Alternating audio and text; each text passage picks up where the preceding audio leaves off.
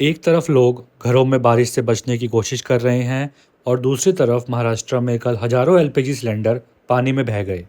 लगातार बारिश की वजह से कुछ जगहों पर बिल्डिंग्स गिरने की खबरें भी सामने आई हैं। दिल्ली एनसीआर में गाड़ियां डूब रही हैं, हिमाचल में लैंडस्लाइड्स हो रही है और वहीं केरला में फ्लड्स के खतरे बढ़ गए हैं। सवाल ये है, क्या ये सिर्फ एक नॉर्मल मॉनसून है या इंडिया एक नए वेदर क्राइसिस की तरफ बढ़ रहा है। महाराष्ट्र के रायगढ़ डिस्ट्रिक्ट में हैवी रेनफॉल के बाद फ्लड वाटर इतना बढ़ गया कि एलपीजी स्टोरेज एरिया तक पानी पहुंच गया। रिपोर्ट्स के मुताबिक लगभग 3,000 एलपीजी सिलेंडर नदी के तेज बहाव में बह गए। ये सिर्फ एक लोकल इंसिडेंट नहीं है, बल्कि इस बात का सिग्नल है कि एक्सट्रीम रेनफॉल अब इंडस्ट्रियल एरियाज को भी प्रभावित कर रही है।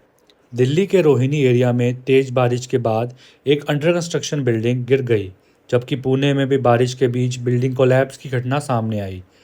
दिल्ली एनसीआर में सिर्फ कुछ घंटों की तेज बारिश ने सड़कों को नदी में बदल दिया। गुरुग्राम के कई अंडरपासेज में पानी भर गया।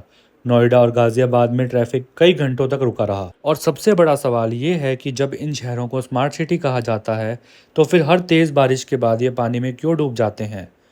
पहाड़ी राज्यों में भी लगातार बारिश से ज़मीन ढीली पड़ रही है और वहाँ लैंडस्लाइड्स देखने को मिल रही है।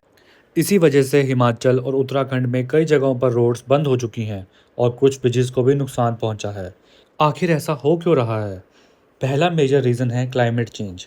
अब बारिश पहले की तरह इवनली नहीं होती, कम दिनों में बहुत ज़्यादा पानी गिरता है। और दूसरा रीज़न है कंक्रीट सिटीज़। बारिश का पानी रोकने के लिए जहाँ पहले तालाब, गीली ज़मीन और पानी रोकने वाली नेचुरल जगहें होती थी, वहाँ अब बिल्डिंग्स और रोड्स बन गई हैं। इसलिए बारिश का पानी ज़मीन में जाने की बजाय सड़कों पर ही भर जाता है।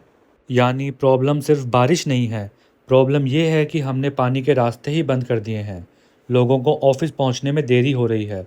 कुछ राज्यों में स्कूल और कॉलेज बंद कर दिए गए हैं। सब्जी और दूध की डिलीवरी भी प्रभावित हुई है। रेल और फ्लाइट्स में डिले देखने को मिल रहा है और घरों में पानी घुसने का खतरा भी बढ़ गया है। अगर क्लाइमेट चेंज और अर्बन प्लानिंग पर ध्यान नहीं दिया गया, तो आने वाले सालों में ऐसी बारिश और ज़्यादा नुकसान पहुंचा सकती है। सवाल ये नहीं है कि अगला फ्लड कहाँ आएगा, सवाल ये है कि क्या हम उसके लिए तैयार हैं।